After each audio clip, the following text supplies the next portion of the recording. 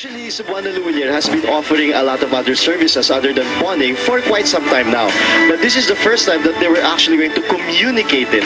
Talagang ilalabas na namin sa ating mga customers na hindi lang pawn shop, pwede ka na rin magpera padala, magbayad ng bills, mag-e-load, at kung ano-ano pa.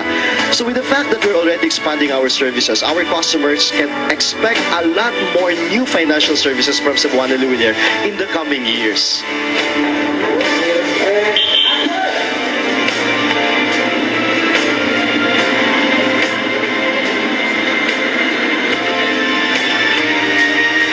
We feature Sarah, who we've used for Cebuana for a couple of years now. Kasi she started out talaga namang ginagamit ni Mommy Divine yung Cebuana. So, she's really the best endorser to present Cebuana and make it relevant to all these new consumers. So, parang triplets po ako dito. Ako po yung teller ng Cebuana Luwilier Pawn Shop dito. Tatlo po kami. So basically, nag-change na po ako ng hairdo lang ang pinapalitan po sa akin.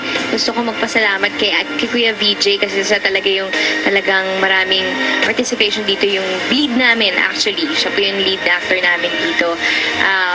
Madami siyang makeup changes at saka yung kanyang damit. Yun nga, pag magkaisa na kami, parang natatawa ako na naaawa kasi sa mga pinagdadaanan niya. Yun, nasunog na siya. Nag-birthday siya, nasunog siya. Pero nandiyan pa rin siya sa Cebuana Luwilier. Binagyo, ano pa ba. Habang naliligo na putulan ng tubig. So, ayun.